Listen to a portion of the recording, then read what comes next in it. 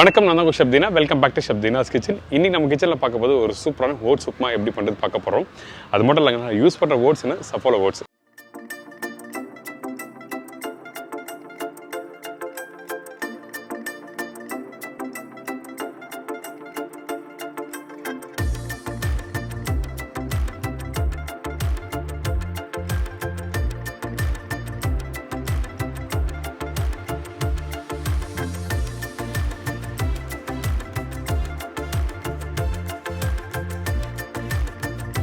இதோட ஒரு சூப்பரான தேங்காய் சட்னி எப்படி பண்ணுறது பார்க்க போகிறோம். இந்த மாதிரி உப்புமாவுக்கு வந்து கண்டிப்பாக தேங்காய் சட்னி தான் நல்லாயிருக்கும். எதுக்காக இந்த ஓட்ஸை யூஸ் பண்ணி இந்த ப்ரிப்பரேஷன் பண்ண கேட்டிங்கன்னா, நான் டே ஃபுல்லாக நின்று ஷூட் பண்ணோம். அதுக்கு நல்ல ஒரு சத்தான ஒரு பொருள் இருந்தால் தான் பிரேக்ஃபாஸ்ட்டு நல்லாயிருக்கும். நீங்கள் இந்த ஓட்ஸை யூஸ் பண்ணி நீங்கள் வீட்டில் இட்லி, பொங்கல், ரவை உப்புமா, கிச்சடி, தோசை அதெல்லாம் மட்டும் இல்லை, இந்த பரோட்டாவோட ஸ்டஃபிங்கை வச்சு நீங்கள் வீட்டில் பண்ணி பார்க்கலாம்.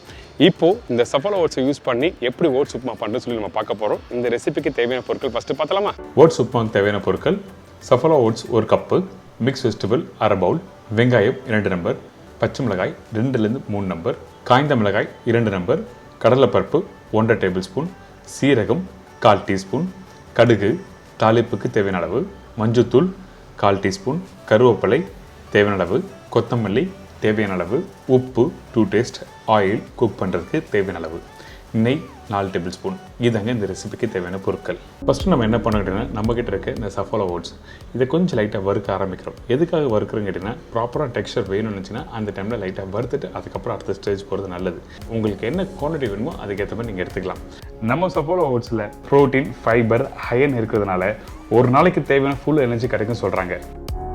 இப்போது ஸ்லோ ஃப்ளேமில் வச்சு லைட்டாக வறுக்க ஆரம்பிங்க. அதிகபட்சம் ஒரு 2 நிமிஷம் வறுத்தா போதும், ரொம்ப நேரம் வறுக்க வேண்டாம். பார்த்தீங்கன்னா இப்போ ரெடி ஆகிடுச்சு. இதை கையில் எடுத்திங்கன்னா கொஞ்சம் லைட்டாக சூடாக இருக்கும். ஸோ அந்த டைமில் ஒரு பவுலில் மாற்றி வச்சுருங்க. இதுக்கு பிறகு நம்ம என்ன பண்ணுறோம் கேட்டிங்கன்னா, இந்த மண்சட்டியில் கொஞ்சம் எண்ணெய் ஊற்றிருக்கேன். எண்ணெய் சூடான பிறகு கடுகு தாளிப்பு போட்டிருக்கேன். இந்த கடுகு நல்லா பொரிஞ்சு வர டைமில் தான் சீரகம் போடணும். நிறைய பேர் அந்த தாளிப்பு போடும்போது தப்பு பண்ணுறாங்க. ஆனால் தாளிப்பு கரெக்டாக போட்டு நீங்கள் வீட்டில் பண்ணி பாருங்கள், ரொம்ப சூப்பராக இருக்கும். இப்போ கடுகு சீரகம் தாளிப்பாக போட்டிருக்கேன் பார்த்தீங்களா. இதுக்கு பிறகு கடலைப்பருப்பு, அதே டைமில் பொடிசாக கட் பண்ணி வச்சுருக்கேன். இந்த வெங்காயம் போட்டிருக்கேன். காஞ்ச மிளகாய் 2லேருந்து 3 காஞ்ச மிளகாய் போடலாம். அந்த காஞ்ச மிளகாய் நல்லா இனிக்கி போடுங்க. அதே டைமில் கொஞ்சம் பச்சை கருவேப்பிலை இதெல்லாம் போட்ட பிறகு கொஞ்சம் லைட்டாக வதங்கி வரணும். இந்த உப்புமா பண்ணும்போது நீங்கள் கவனமாக கவனிக்க வேண்டிய விஷயம் என்ன கேட்டிங்கன்னா, கண்டிப்பாக இந்த வெங்காயம் வதங்குற பக்குவம். இந்த வெங்காயம் ரொம்ப வதங்கக்கூடாது. குறைஞ்சபட்சம் ஒரு 40-50% அளவுக்கு வதங்கிருக்கணும். அதே டைமில் இந்த பச்சை மிளகாவும் போட்டிருக்கேன். காரத்துக்கு ஏற்ற மாதிரி பச்சை மிளகா போட்டுருங்க. இப்போ பார்த்தீங்கன்னா வெங்காயம் இந்த மாதிரி தான் கரெக்டாக ரெடியாக இருக்கணும். இதுக்கு பிறகு நம்ம என்ன பண்ணுறோம், கொஞ்சம் மஞ்சள்தூள் போட்டிருக்கோம். மஞ்சள்தூள் போட்ட பிறகு அந்த தாளிப்புலேயே அப்படியே நல்லா மிக்ஸ் பண்ணுங்கள். எதுக்காக அப்படி சொல்கிறேன்னு கேட்டிங்கன்னா, நீங்கள் தண்ணி ஊற்றினா கலர் வராது. அதனால் மஞ்சள்தூள் போட்ட பிறகு அந்த தாளிப்புலேயே மிக்ஸ் பண்ணிவிட்டு அதுக்கப்புறம் கட் பண்ணி வச்சுருக்க இந்த காய்கறி, அதாவது கேரட், பீன்ஸ், பச்சை பட்டாணின்னு போட்டிருக்கேன். உங்களுக்கு பிடிச்ச மாதிரி வேறு எதுனா காய்கறி போடணும்னு வச்சிங்கன்னா அந்த டைமில் நீங்கள் போட்டுக்கலாம். ஒன்றும் தவறு எதுவுமே இல்லை. இப்போ கொஞ்சம் உப்பு போட்டிருக்கேன். அதே டைமில் தண்ணி ஊற்ற ஆரம்பிக்கிறோம். இந்த தண்ணி ஊற்றுற பக்கம் என்ன கேட்டிங்கன்னா, எந்த கப்பில் ஓட்ஸ் எடுத்து வச்சுருக்கீங்களோ அதே கப்பில் தண்ணி ஊற்றுங்க. 1க்கு 1 சரிங்களா. இது கரெக்டான ரேஷியோ. ரொம்ப தண்ணி அதிகமாக ஊற்றினாலும் நல்லா இருக்காது. இப்போ கொஞ்சம் கொத்தமல்லி போட்டிருக்கோம். கொத்தமல்லி போட்டு நல்லா மிக்ஸ் பண்ணுங்கள். அதே டைமில் இந்த காய்கறி வேகட்டுன்னு சொல்லிட்டு ஒரு மூடி போட்டிருக்கேன். இந்த காய்கறி குக் பண்ணுற பக்குவம் என்ன கேட்டிங்கன்னா, அதாவது ஓட்ஸ் போடுறதுக்கு முன்னாடி கரெக்டாக ஒரு 70-80% அளவுக்கு வெந்திருக்கணும். இப்போ பார்த்தீங்களா, இந்த மாதிரி கரெக்டாக வெந்திருக்கணும். ஏன் கேட்டிங்கன்னா, நீங்கள் ஓட்ஸ் போட்ட பிறகு கலர் மாற ஆரம்பிக்கும். கரெக்டாக நான் சொன்ன மாதிரி கரெக்டாக வெஜிடபிள்ஸ் பாயில் பண்ணுறேங்க. அதுக்கு பிறகு நம்மக்கிட்ட இருக்க இந்த சஃபோலா ஓட்ஸை இதில் போட்டிருக்கேன். இந்த இடத்துல நீங்கள் அடுப்பை ஸ்லோ ஃப்ளேம் வச்சுட்டு நல்லா மிக்ஸ் பண்ண ஆரம்பிங்க. அதிகபட்சம் ஒரு 3 to 4 மினிட்ஸ்லேயே இந்த உப்புமா ரெடி ஆகிடும். அது மட்டும் இல்லைங்க, சஃபோலா ஓட்ஸ் சாஃப்டான கிரெயின். அதனால் நம்ம விருப்பப்பட்ட எல்லா ரெசிபிலையும் ஈஸியாக நம்ம சேர்த்துக்க முடியும்.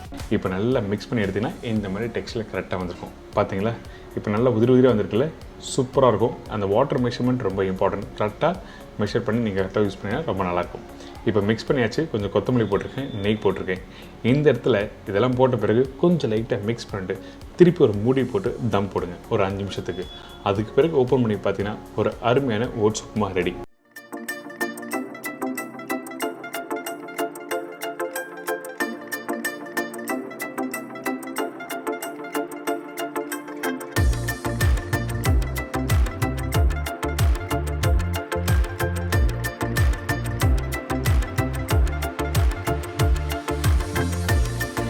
இதை தொடர்ந்து இப்போ தேங்காய் சட்னி எப்படி பண்ணுறது பார்க்கலாமா? தேங்காய் சட்னிக்கு தேவையான பொருட்கள்: தேங்காய் பத்தை 4 ஸ்லைஸ், சின்ன வெங்காயம் 3 நம்பர், உடச்ச கடலை 1.5 to 2 டேபிள் ஸ்பூன், பச்சை மிளகாய் 1 நம்பர், மெலிசான இஞ்சி 1 ஸ்லைஸ், புளி சிறிதளவு, உப்பு தேவையான அளவு, தாளிப்புக்கு தேவையான பொருட்கள்: கடலைப்பருப்பு 1/2 டீஸ்பூன், உளுத்தம்பருப்பு 1/2 டீஸ்பூன், காய்ந்த மிளகாய் 2 to 3 நம்பர், கடுகு 1/4 டீஸ்பூன், கருவேப்பிலை சிறிதளவு, எண்ணெய் 2 டேபிள் ஸ்பூன். இதாங்க கோகனட் சட்னிக்கு தேவையான பொருட்கள். இந்த தேங்காய் சட்னி பண்ணும்போது எல்லாருக்கும் வீட்டில் தேங்காய் சட்னி டேஸ்ட்டாகவே இருக்க மாட்டேன்னு சொல்லி நிறைய பேர் பிரச்சனை இருக்குது. அதுதான் ஓப்பனிங்கில் நான் சொன்னேன். இந்த சட்னி அரைக்கும்போது கரெக்டான ரேஷியோ ஃபாலோ பண்ணுறது ரொம்ப சூப்பராக இருக்கும். நான் தேங்காவை பத்த மாதிரி கட் பண்ணிவிட்டு மேலே இருக்க தோலை எடுத்துகிட்டு அதுக்கப்புறம் போட்டிருக்கேன். நீங்கள் வீட்டில் பண்ணால் வேலை இழுக்கும். அதனால் என்ன பண்ணுறேன்னா, தேங்காய் திருவில் இருக்குல்ல, திருவில் வச்சு நல்லா திருவிட்டிங்கன்னா வெறும் அந்த வெள்ளை தேங்காய் மட்டும் கிடைக்கும், ஓடு கிடைக்காது. இந்த மாதிரி ரெடி பண்ணி முடித்த பிறகு நம்ம என்ன பண்ணுறோம்னா, தேங்காய் டேரெக்டாக மிக்ஸி ஜாரில் போட்டிருக்கோம். இதுக்கு பிறகு 3 சின்ன வெங்காயம், அதாவது சாம்பார் வெங்காயம் போட்டிருக்கேன். இஞ்சி இந்த மாதிரி தீன் ஸ்லைஸாக கட் பண்ணி போடுங்க. அதனால தான் உங்களுக்கு நல்லா திருப்பி காமிச்சிருக்கேன். இதுக்கு பிறகு காரத்துக்காக பச்சை மிளகாய் போட்டிருக்கோம், 1 பச்சை மிளகாய். காரம் இல்லைன்னா கொஞ்சம் அதிகமாக வேணால் நீங்கள் போட்டுக்கலாம், ஒன்றும் தவிர எதுவுமே இல்லை. இதில் உடச்ச கடலை, இந்த உடச்ச கடலை நான் சொன்ன ரேஷியோ கரெக்டாக போட்டு பாருங்கள், சூப்பராக இருக்கும். உப்பு தேவையானது போடுறோம். இதெல்லாம் போட்ட பிறகு இன்னொரு முக்கியமான இன்க்ரீடியன்ஸ் என்னென்னு புளி ஒரு சின்ன துண்டு போட்டு இது தண்ணி ஊற்றி நல்லா அரைச்சி பாருங்களேன், சூப்பராக இருக்கும். இந்த புளி எதுக்காக ஆட் பண்ணுறோன்னா, இந்த வெங்காயம் ஆட் பண்ணுறோம். அந்த வெங்காயம் நீங்கள் டேரெக்டாக கடித்து சாப்பிடும்போது அது காரத்தன்மை தெரியும்ல, அது பேலன்ஸ் பண்ணுறதுக்காக தான் நம்ம புளி இதில் யூஸ் பண்ணுறோம். இப்போ தண்ணி ஊற்றியாச்சு, நல்லா அரைச்சிருங்க. அரைக்கிற பக்கம் என்னென்னா, ஒரு 95% அளவுக்கு அரைச்சிருக்கணும். Fine paste அரைக்கக்கூடாது. இந்த மெத்தடில் பண்ணும்போது ஃபைன் பேஸ்ட்டாக அரைச்சா டேஸ்ட்டு மாறும். அதனால் ஒரு 95% அளவுக்கு கொஞ்சம் திரி அரைச்சிருங்க. இது பார்த்தீங்கன்னா, இந்த உடுப்பி ஹோட்டல்லாம் போனால் இந்த மெத்தட்லாம் ஃபாலோ பண்ணுவாங்க.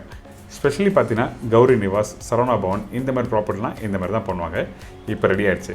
நம்ம என்ன தான் சட்னி ரெடி பண்ணாலும் அதுக்கப்புறம் அந்த தாளிப்பு ரொம்ப ரொம்ப இம்பார்ட்டன்ட். நிறைய பேர் சட்னி ரெடி பண்ணி முடிச்ச பிறகு தாளிப்பு போட மாட்டாங்க. அதனால் தாளிப்பு போட்டு நீங்கள் மிக்ஸ் பண்ணி சாப்பிட்டு பாருங்கள், அதோட எக்ஸ்பீரியன்ஸ் வேறு மாதிரி இருக்கும்.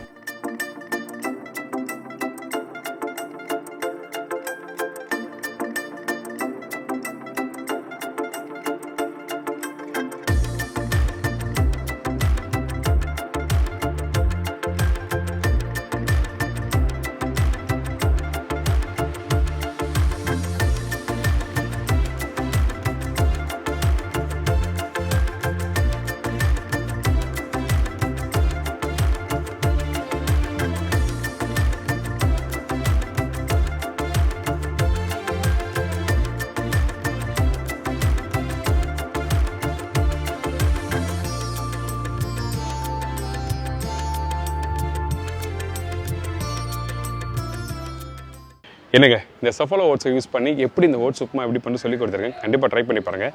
அது மட்டும் இல்லை, இந்த ஓட்ஸ் உப்புமா பண்ணும்போது கரெக்டான ரேஷியோ, அந்த வாட்டர் எந்த அளவுக்கு இருக்கணும், அதே டைமில் எந்த அளவுக்கு வெஜிடபிள்ஸ் பண்ணணும், எப்படி வெங்காயம்லாம் வதக்கணும்னு சொல்லிட்டு தெளிவாக விளக்கமாக கொடுத்துருக்கேன். கண்டிப்பாக ட்ரை பண்ணி பாருங்கள். நிறைய பேருக்கு ஓட்ஸ் உப்புமா பண்ணும்போது கொஞ்சம் தண்ணி அதிகமானாலும் உங்களுக்கு கரெக்டான டெக்ஸ்டர் கொடுக்காது. அதனால தான் இன்றைக்கி நான் ப்ராப்பராக சஃபோலா ஓட்ஸை யூஸ் பண்ணி ப்ராப்பர் மெஷர்மெண்ட்டும் சொல்லி கொடுத்துருக்கேன்.